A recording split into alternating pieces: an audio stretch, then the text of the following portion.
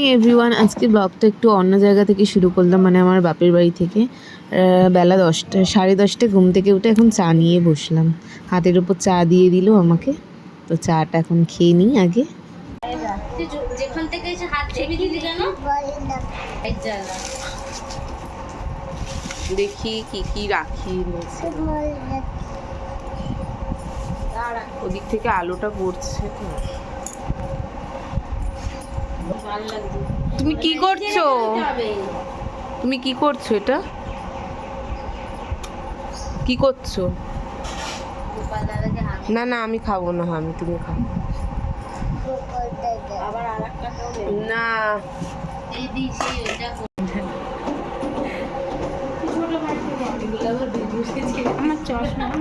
হ্যাঁ দিয়ে। এটা কেমন হচ্ছে?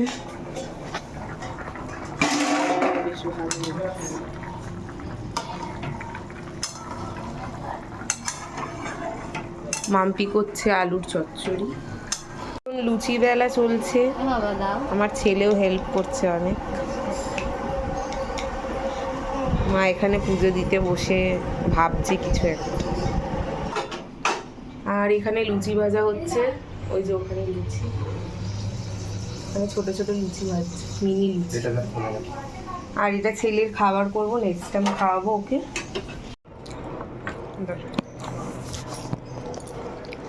এখন ব্রেকফাস্ট এসে গেছে, লুচি তরকারি খাচ্ছি, 11:30 বাজে। এরপর ভাত হচ্ছে, আমরা খাবো 4টের সময়। এই যে এনারও ব্রেকফাস্ট হয়ে গেল।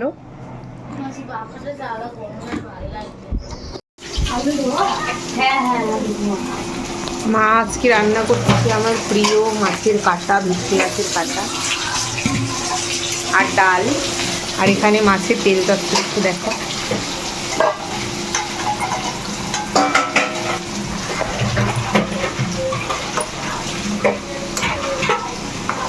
মাছের তেলের চচ্চড়ি হচ্ছে, আর মাছের কাঁটা, খাসির চর্বির মতো লাগছে।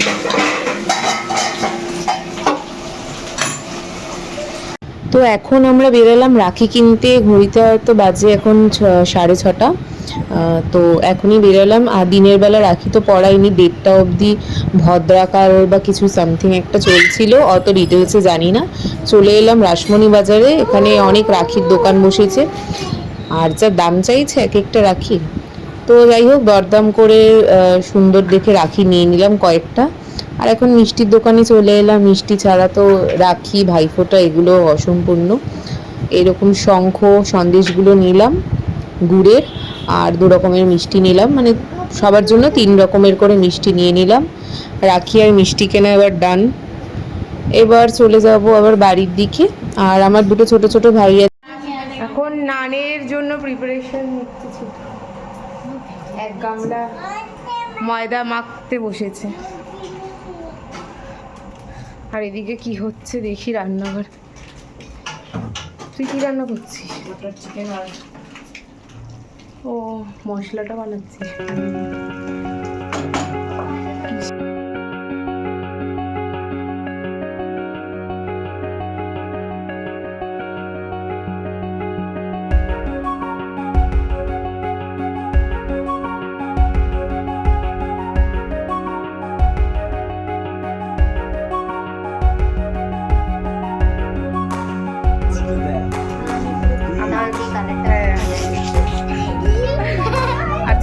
আরো বিপরীত অবস্থা নাই। এটা ছাড়ো, এটা ছাড়ো, এটা পরে। ওটা দাদার বাবা, ওটা দাদার। আসো, টিপ পরিয়ে দাও। ভাই তারা আগে হাতে পড়াতে দে। ওই যে টিপগুলো খোল, যেটা পারবি সেটা পরিয়ে দে। হ্যাঁ, একটা বলবা তুই করে দিবি। ওখান থেকে নিয়ে আসো, সব একসাথেই আছে এখানে। তোর দাদাকে দেখি তো কেমন লাগছে।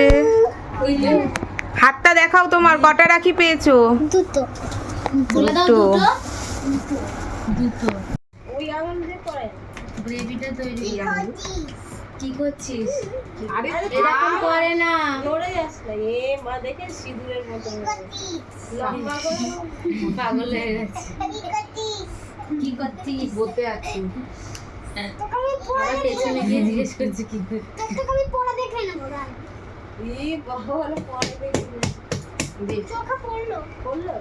চোখ বন্ধ করে থাক। ওকে বসতে দে, ওকে খুব পছন্দ হয়েছে ওর কি করে। তবলা বাজে মামা কি মামা ওটা কোন মিষ্টিটা খাইয়ে দেবো বল?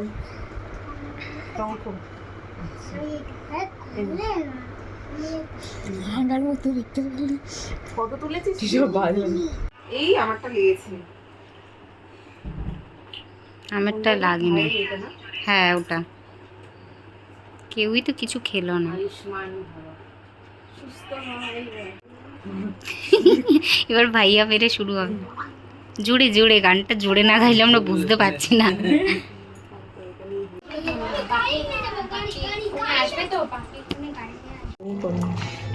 এখানে চিকেন বাটার মশলাটা প্রায় রেডি হয়ে এসেছে। ছুটকি করলো এতক্ষণ ধরে, পুরো রেসিপিটা শেয়ার করতে পারিনি, আমি এক্ষুনি বেরিয়ে যাব।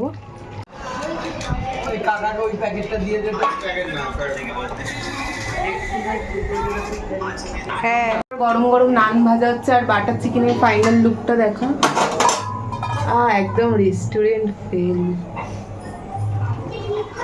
মানে নান ভাজা হচ্ছে, যেগুলো আমি নিয়ে পালাবো এক্ষুনি।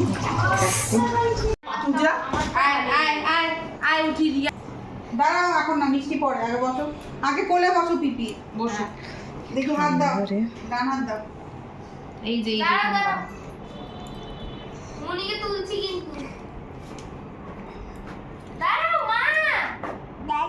মা। দাদা ছবিগুলো পাঠিয়ে দিস। দাঁড়া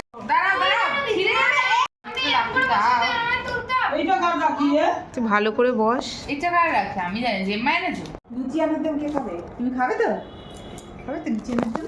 এটা এখন বাজে 11:35। বাপের বাড়ি থেকে তো চলে এসেছি 9:30 বাজে, তখন 9:30টার মধ্যে ঢুকে গেছি। তারপর এখানে এসে ওরা রাখি পরা, মানে আমার ছেলের ঠাম্মিরা 3 ঠাম্মি ওকে রাখি পরালো। তো রাখি টাখি পরলো, গিফটস পেলো অনেক। আর টায়ার্ড হয়ে গেছে অনেকটা, ওর বাবা এখনও ঘরে ঢুকেনি।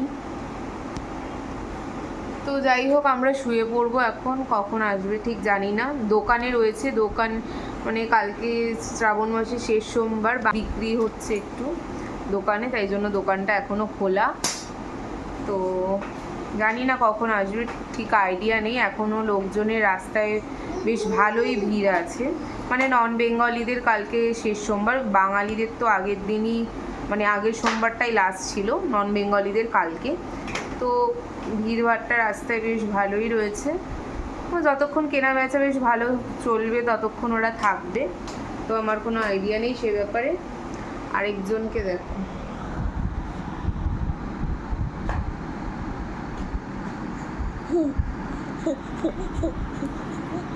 মোস্ট দুষ্টু।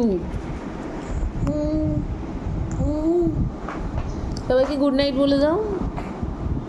বলো বলো বেটা, বলে দাও গুড নাইট। লাফিয়েই যাচ্ছে, তোর গুড নাইট তো বলছে না, দেখাবো তাহলে গুড নাইট বলে দাও।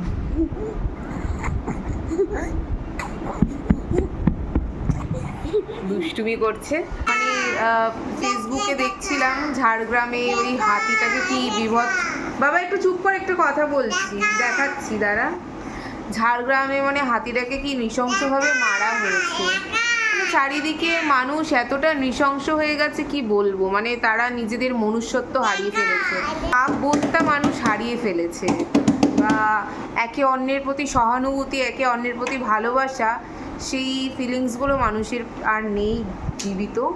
মানে এতটাই খারাপ হয়ে যাচ্ছে মানুষ, মানে মানুষ হয়ে জন্মানোটাই আমি মনে করছি এখন মানুষের কাছে ধিক্কার।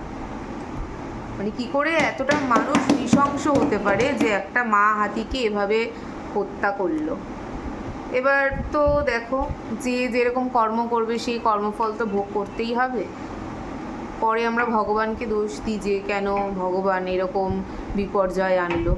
তো এরকমভাবে যদি আমরা প্রাণীদের ওপর অত্যাচার চালাই, একে অন্যকে কিছু মানে একে অন্যের প্রতি যদি সহানুভূতি, দয়া, মায়া এগুলো যদি আমরা হারিয়ে ফেলি, তাহলে আর কি করার আছে? ভগবান তো আমাদের প্রতি এবার আমাদের ওপর শোধ তুলবেই। তো এটাই আমি বলবো যে একটু সকলের প্রতি আমাদের সহানুভূতিটা অন্তত বাঁচিয়ে রাখা উচিত। না হলে এই পৃথিবীটা মানে কি যে পরিণতি হবে সে তো মানে এখনই বুঝতে পারছি আমরা, চারিদিকে কি অবস্থা তোমরা দেখছোই। মানে এই কথাগুলো আজকে বললাম ব্লগে। আরজি করের ঘটনাটা নিয়েই তো মানে এখন হুলস্থুলো কাণ্ড বেঁধে রয়েছে। কি হবে কিছু জানা নেই। এতগুলো মানুষ পথে নেমেছে, তারপরেও কি সঠিক বিচার পাবে কিনা ঠিক জানা নেই আমার। কারণ এরকম তো হয়, তারপরে জিনিসটা কোথায় ধামাচাপা পড়ে যায়। আমি চাই যেন এটা ধামাচাপা না পড়ে, সত্যিটা বেরিয়ে আসে সবার সামনে। তো এটাই বলবো যে মানে একটা মানুষ হয়ে একটা মানুষের প্রতি বা একটা পশুর প্রতি দয়া, মায়া, মমতা যেন আমাদের মধ্যে বেঁচে থাকে, এটুকুই বলার। তো চলো আর বেশি কথা বলছি না, ব্লগটা এখানেই শেষ করছি।